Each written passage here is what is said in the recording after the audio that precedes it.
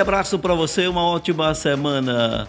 Vamos começar falando de Série D, de dado do Campeonato Brasileiro. O CSE jogando em casa foi derrotado mais uma vez na competição. Perdeu para a equipe da Jacuipense por 2-1, resultado que deixa o time numa situação complicada na tabela de classificação. Já o Asa foi até Juazeiro, na Bahia, e empatou com a equipe da Juazeirense por 1-1. Esse resultado foi bom para o Asa, conquistou um ponto importante fora de casa, como explica o técnico Rodrigo Fonseca. Comando, querendo mostrar serviço para o seu novo treinador. No primeiro tempo, o nosso time deixou um pouco a desejar, se adaptando ao clima, ao gramado, não conseguiu impor aquilo que nosso time gosta de fazer, que é pressão, que é jogar no campo do adversário. No segundo tempo, tivemos uma mudança de postura, o time começou a jogar mais à frente, preocupar mais o adversário, saímos à frente, né? Infelizmente, logo depois de 3 ou 4 minutos, o adversário já empatou. Mas foi, no final acabou sendo um jogo controlado, com nós com oportunidades para poder fazer o segundo e acabamos saindo com empate. A entrada, claro, do Viçosa no início do jogo, ela foi mais propícia pela questão do adversário, um jogo fora de casa, se buscava algo um pouco diferente, ou para dar essa rotatividade, quem sabe acostumar um pouco mais o Júnior Viçosa? Não, acho que o adversário é um adversário que pode ter certeza que vai surpreender. Então a gente fala as coisas, você vê a tabela e a equipe não é o que condiz a tabela.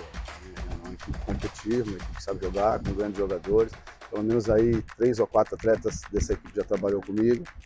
O Viçosa, nós procuramos dar um ritmo para ele, né, para ele entrar jogando. Nós tínhamos essa programação com ele, né, de entrar 15, 20, né, e depois atuar o meio tempo. Essa foi a nossa ideia, ele entrar jogando, não entrar depois, né, e depois colocamos o João para fazer a função que ele vinha fazendo normal. Ô Rodrigo, boa noite, resultado importante, né, ter um empate fora de casa. Agora, queria saber da movimentação do Grafite, né? Ele estava mais habituado a jogar pelo lado esquerdo e hoje foi colocado para jogar do lado direito, né? Um jogador que sentiu muito, incomodou a atuação dele pelo lado direito. Ele não teve aquele desempenho que a gente já imaginava das outras partidas. Queria que você comentasse sobre a questão desse jogador. O Grafite já trabalha comigo há muito tempo. Ele joga do lado direito, né? Nós que colocamos ele do lado esquerdo aqui no Asa, né, para fazer essa função, né? Então é uma função que ele já faz normal, ele faz as duas beiradas e também faz o falso 9. É lógico que quando se adapta a alguma situação, ele fica mais acostumado, mas o Grafite, tanto na direita como na esquerda, é a função que ele faz ali no ataque, sem problema nenhum. Ele mesmo sempre comenta conosco, então a gente na frente, nós damos essa liberdade para os atletas, né? Ter essa variação e troca de posições, então não tem a necessidade de ele ficar fixo, engessado na função. A classificação da Série D do Campeonato Brasileiro ficou assim. Acompanha aí como é que ficou a situação do Asa, como é que ficou também a situação da equipe do CSE. No grupo D da competição, o Itabaiana é o líder com 11 pontos, é o primeiro colocado. O Asa também tem 11, fica na segunda posição porque tem um saldo de gols menor. Jacuipense terceiro com 8, o Retrô quarto colocado com 7, o Petrolina é o quinto colocado também com 7 pontos. O CSE ocupa a sexta posição com 5 pontos conquistados. Sergipe e Juazeirense. Sergipe é o sétimo, Juazeirense é o oitavo colocado na Série D do grupo D do Campeonato Brasileiro. Vamos falar de Série C do Campeonato Brasileiro. O CSA continua sem vencer na competição com 3 pontos conquistados até agora, ocupando a 15ª posição. São 6 jogos, 3 empates e 3 derrotas. O técnico Igor Magalhães analisa o que foi essa derrota. Fala, Nação Azulina, começando a entrevista coletiva com o técnico Igor Magalhães. Depois da partida aqui em São Bernardo do Campo, o Azulão acabou perdendo por 2-0. A gente começa, professor, gostaria que o senhor fizesse uma análise, né? Foi sua estreia, conta pra gente. Na verdade, nós começamos o jogo tentando controlar as ações, principalmente do adversário, em termos de qualidade de jogo, de aproveitar ali a parte ofensiva, né? Até a situação de sofrer um pouco, mas estava até um pouco controlado, mas infelizmente numa situação que eles conseguiram triangular pelo lado, conseguiram fazer uma bola de tempo na área, né? Demos mole em ter deixado o centroavante flutuar um pouco, o centroavante foi feliz em poder definir. Segundo tempo viemos com uma movimentação totalmente diferente, jogamos um pouco mais homens ali, principalmente próximo do nosso centroavante com 2. E aí a gente conseguiu aumentar um pouco mais a posse, de pisar no campo do adversário. Faltou ser um pouco mais incisivo na situação ofensiva, para incomodar mais, para ter um poder mais de finalização. Mas já melhorou um pouco mais a posse, já melhorou um pouco mais a coragem de poder jogar um pouquinho mais para frente. É um ponto que a gente tem que achar logo o caminho, até porque só assim que a gente vai conseguir ter mais lucidez para criar mais situações ofensivas. O Arno Oliveira, do Timaço da Gazeta, pergunta, né, que mais uma vez o CSA acaba não vencendo, se o senhor esperava muito mais pela forma como preparou a equipe. Na verdade, a nossa atitude principalmente, a gente veio com a expectativa de que poderia ser um pouco diferente em termos de resultado, né?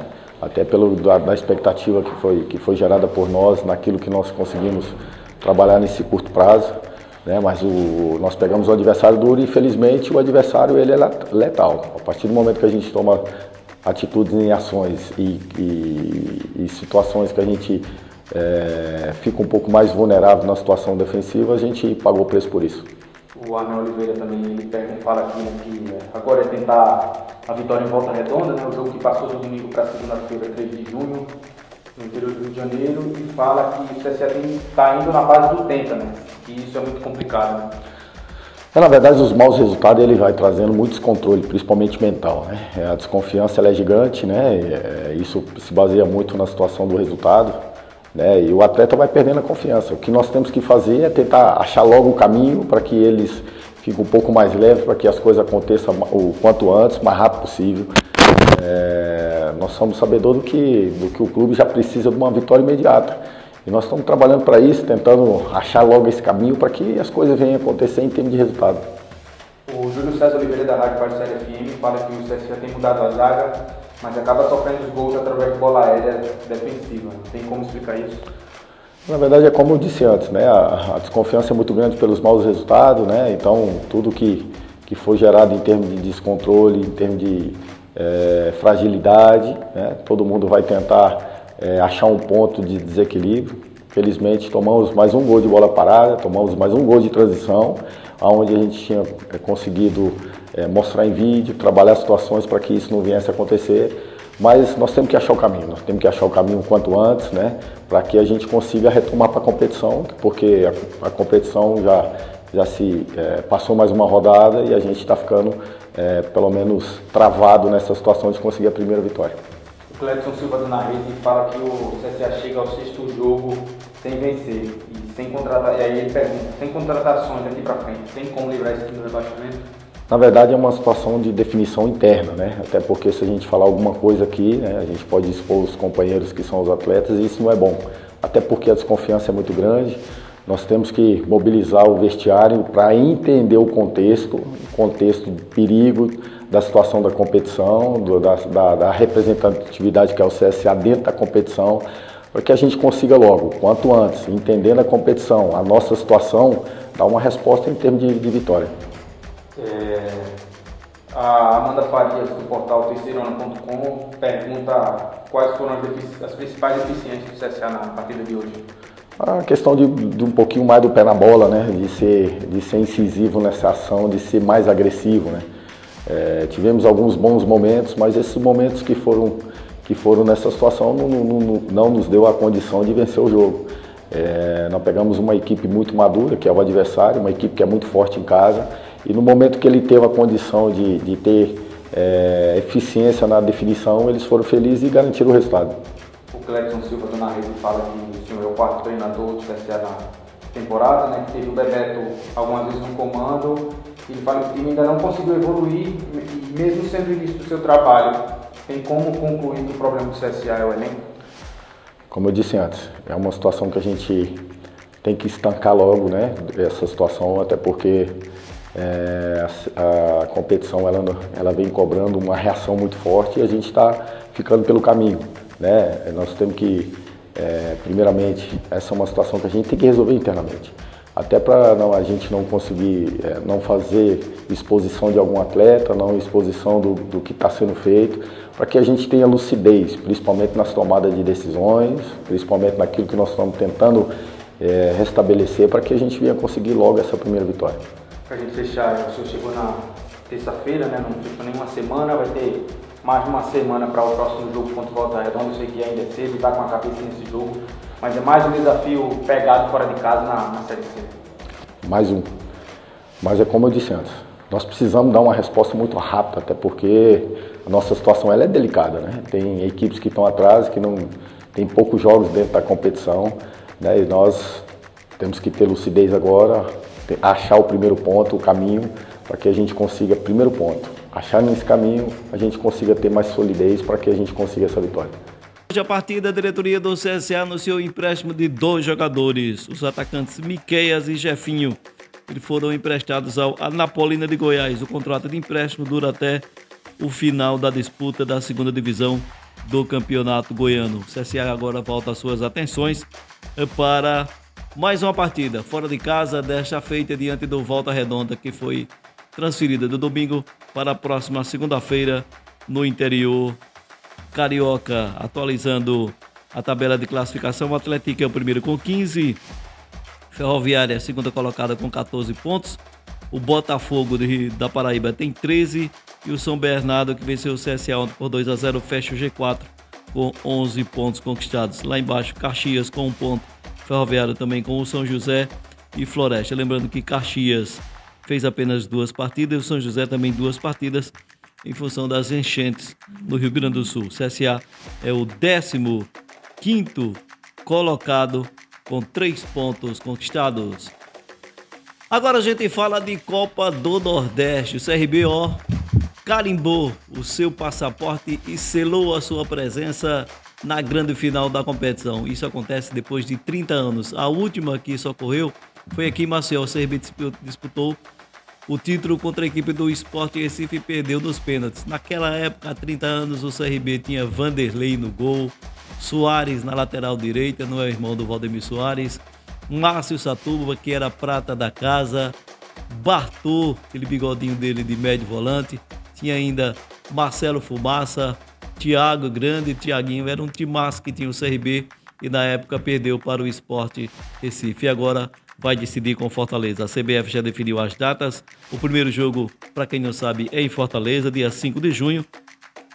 É uma quarta-feira e no domingo, dia 9, a grande decisão da Copa do Nordeste aqui no estádio Repelé, que acontece, repito, após 30 anos. O CRB conquistou isso ontem com um empate em 0-0 no tempo normal contra o Bahia, em plena Fonte Nova, com quase 50 mil torcedores empurrando o time baiano.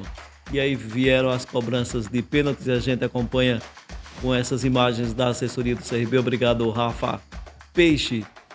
Pênalti por pênalti, 1 a 1, step by step, devagarinho e sempre.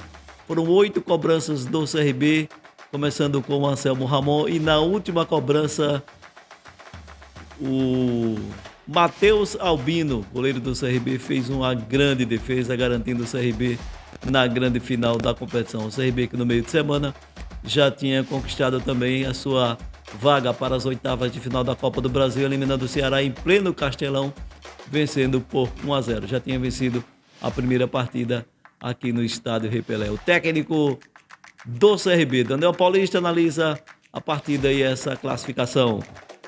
Eu acho que o momento que eu vivo profissionalmente é muito bom.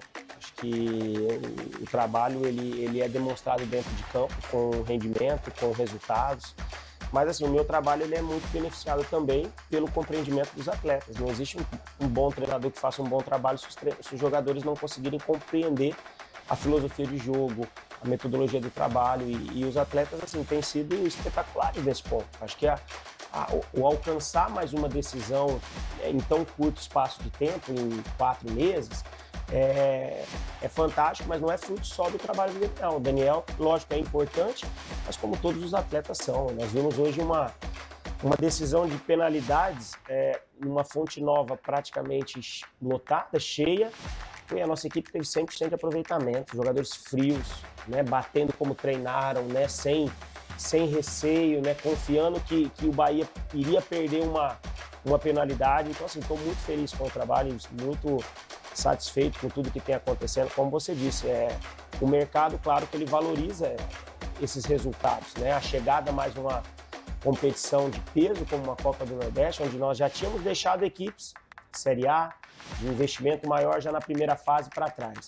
Depois tiramos o próprio Ceará da Copa do Brasil, que tem um investimento maior, tudo isso, e hoje contra o Bahia, que talvez seja a melhor equipe jogando futebol nesse momento no país. E o CRB fez um jogo justo, competitivo, empatou, foi para as penalidades e foi mais competente nas finalizações e saiu daqui classificado. Daniel, eu estava cercado pela imprensa aqui de Salvador, né? Imprensa baiana. E eles ficaram muito consternados, dizendo, poxa, o CRB não deu um chute a gol e ganhou nas penalidades. E a minha resposta foi, né, saber se defender também faz parte do futebol. E o CRB também soube se defender o tempo todo, teve como sair também, principalmente no final, aquelas 2 faltas consecutivas ali na direita também.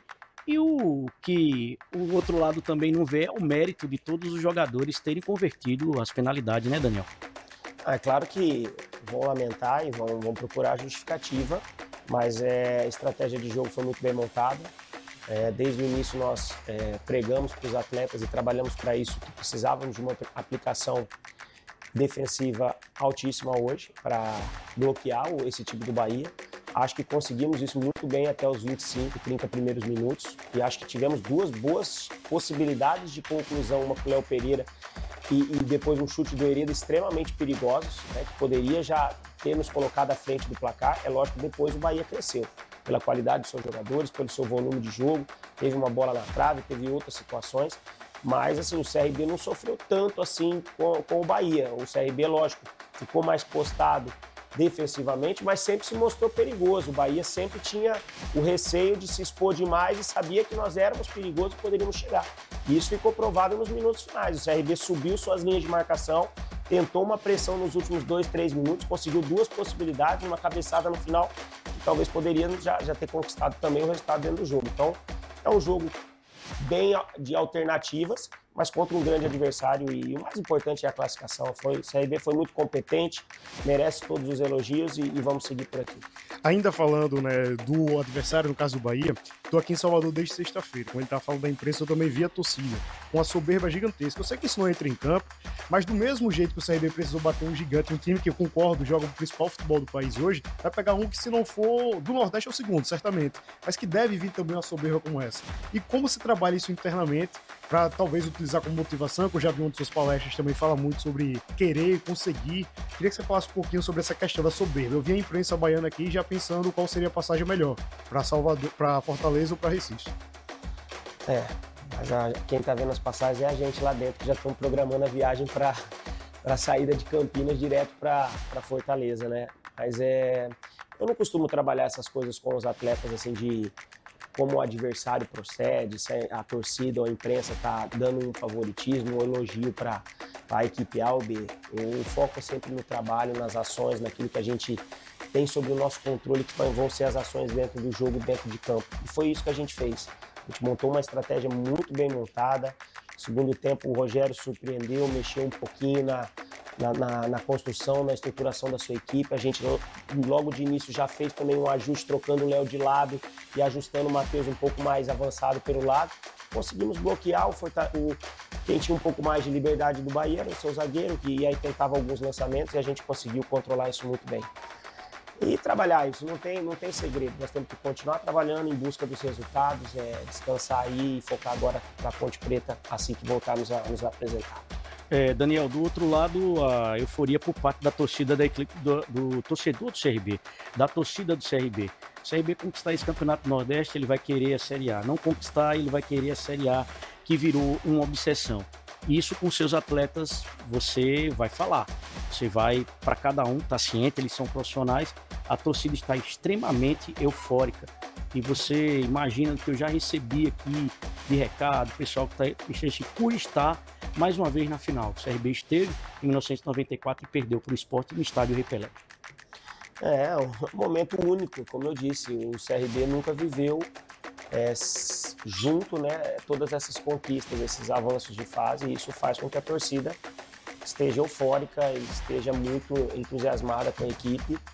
E nós aqui, nós que trabalhamos, nós temos que seguir com os pés no chão, seguindo os nossos treinamentos, né?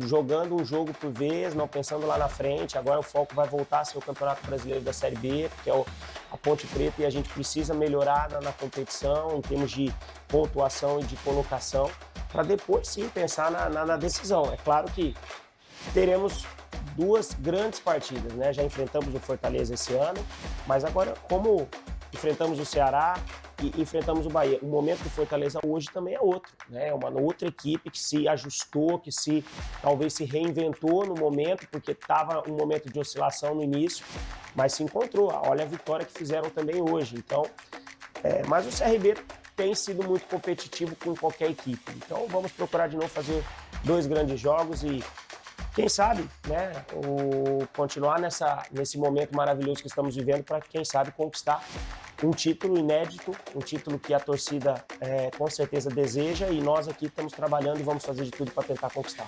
Já pensando também no jogo de sexta, eu queria que você fizesse análise do CRB na Série B fora de casa. Muita gente criticava, eu via muito essa crítica na torcida, que o CRB tinha muita dificuldade de jogar fora dos seus domínios. Mas foram 2 jogos seguidos, é claro que era formato diferente, mas uma vitória e um empate que é praticamente uma vitória.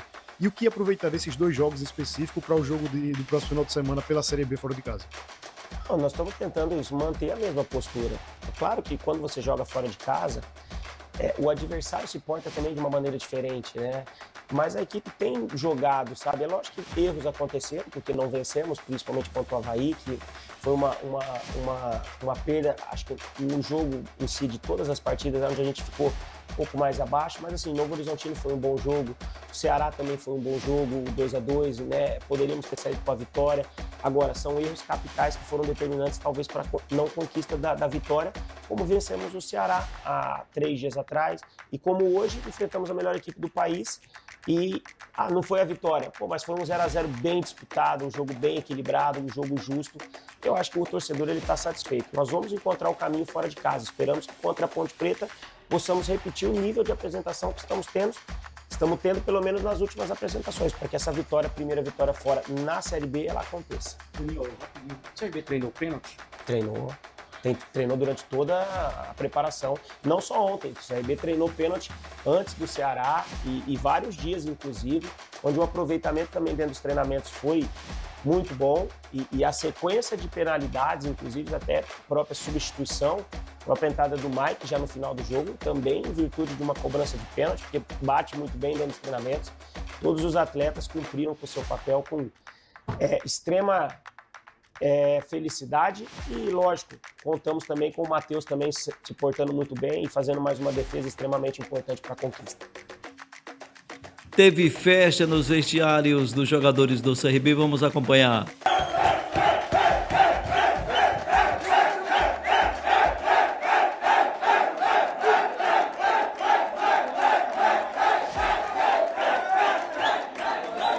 Além da festa, teve a presença também do presidente Mário Marroquim, que falou com os jogadores, agradecendo o empenho e a dedicação de cada um. Acompanha aí. Maravilhoso, nossa gente. Hoje eu orei muito, pedi a Deus que se pudesse nos presentear com essa vitória, com essa classificação, seria algo memorável.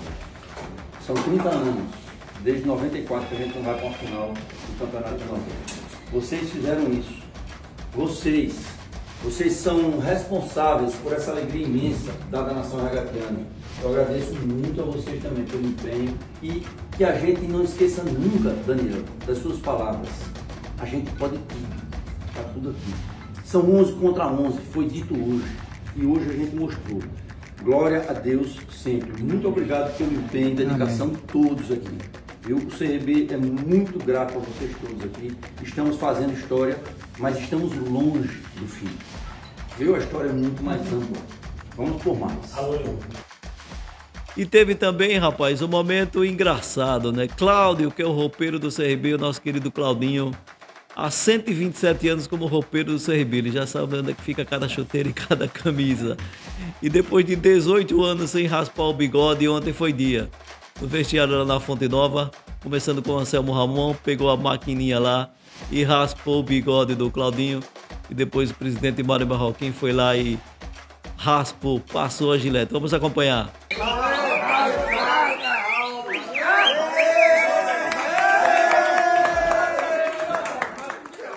Ele prometeu que a gente passasse na final.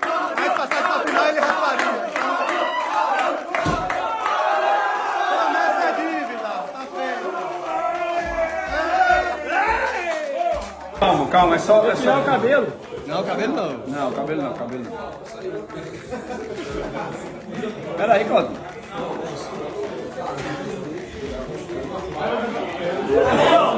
É só uma banda, a outra você tira depois. Bom, o CRB agora está com as suas atenções voltadas para essa grande decisão da Copa do Nordeste. Parabéns a todo o torcedor do Galo. Um abraço para você que esteve com a gente, uma ótima semana. Vermelho e branco é a minha cara. Sou da Pajuçara, eu sou o CRB. Sou Galo, sou regatiano, sou alagoano e gosto é de vencer. Vermelho e branco é a minha cara. Sou da Pajuçara, eu sou o CRB. Vermelho é o sangue que corre nas veias, onde o mar beija as areias com mais alma e mais amor. Vermelho é o sol que aquece e bronzeia, é o fogo que incendeia o coração do torcedor. Sou Galo, sou regatiano, sou alagoano e gosto é de vencer. Vermelho e branco é a minha cara. Sou da Pajuçara, eu sou o CRB. Sou Galo, sou regatiano, sou alagoano e gosto é de vencer. Vermelho e branco é a minha cara. Sou da Pajuçara, eu sou o CRB.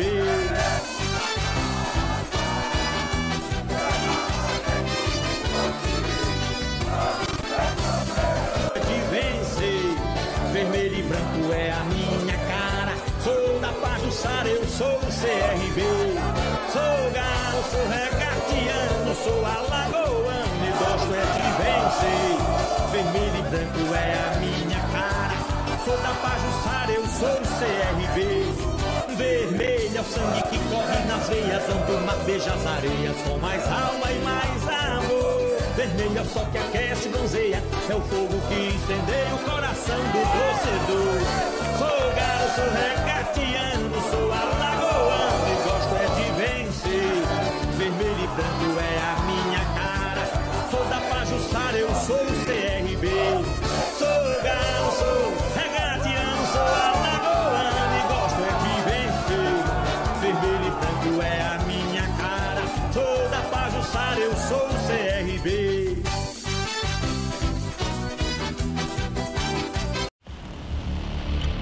E se sua cervejinha atropelar a vida de alguém? E se seu excesso de velocidade atropelar a felicidade de uma família? E se sua próxima infração atropelar o seu futuro? A imprudência destrói vidas. Consciência no trânsito salva. Maio Amarelo. Paz no trânsito começa por você. Detran, Governo de Alagoas. Cerca de 14 mil mudas de espécies nativas estão na fase de plantio, aqui na região do Riacho do Silva. Este é o início do projeto Aflora Mangue, que vai plantar mais de 45 hectares de manguezal. A área fica protegida para o preparo adequado do solo e as mudas foram adquiridas de viveiros credenciados ou produzidas no local. O monitoramento da fauna do manguezal já está sendo feito com a autorização do Instituto do Meio Ambiente de Alagoas. As medidas de reparação, mitigação e compensação dos impactos da subsidência do solo estão previstas no termo de acordo socioambiental, assim como a execução do plano ambiental, que prevê o plantio de mangue. Criado em novembro de 2023, o projeto Aflora Mangue é uma das ações dos compromissos da Braskem com Maceió. Acompanhe em braskem.com/compromissos Maceió, porque manter você informado também é um dos nossos compromissos.